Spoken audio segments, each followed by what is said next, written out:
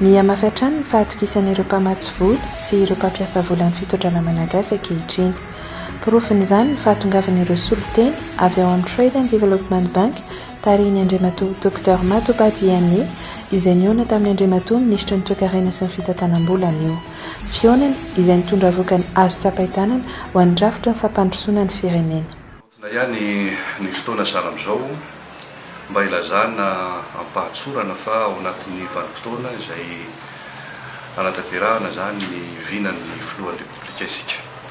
Ary dia avy hatrany dia nilaza aminareo fa ny fahatokisana mba hanatsarana ny toe-karena aloha dia ohatran'ny tamin'ny fotoana nametrahana ny filohan'ny repoblika sy nandaharana zany ny programa anasany, indrindra tamin'ny resaka politique générale de l'État reny zany.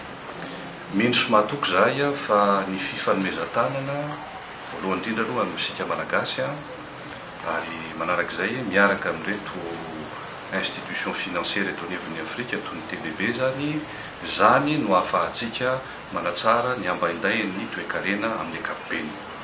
Tsy maintsy misy ny fitovinana fijery eo amin'ny fampandroana ny toe-karena.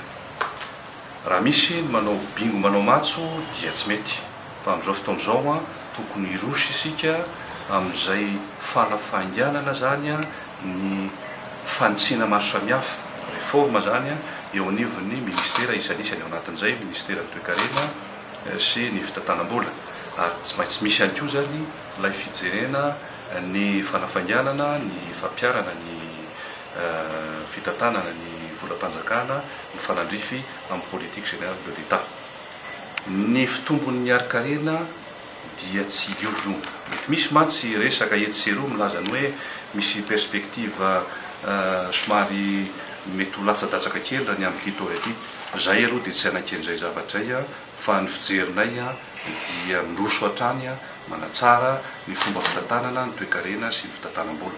Ka ny fahatongavan'ireto solitena ny Trade Development Bank ireto taorina ny fandalovan'ny présiden'ny banky iraisam-pirenena sy ilay antsoina hoe dialogue politique niaraka amin'ny Fraisambe européenne, Union européenne zany tamin'ny landro iny sy ny fitandrosany Andriamatoa filohan'ny repoblika ny asa vita tao anatin'izay zatoandro zay dia efa midika avy hatrany fa tsy misy fiemorana intsony, tsisy fanahina intsony na misy ataoko hoe fitafozavozana eo amin'ny fanatanterahana ny politique générale de l'État fa miroso isika ary tsy maintsy ho iaho ho tratra ny tanjona eo amin'ny lafin'ny fitombon'ny ari-karena fobe 5,2% projection ary mety ohatran'izay ary raha ohatra ka tanteraka somatsara ny investissement secteur privé, secteur public ary koa efa fantatra ihany koa moa ny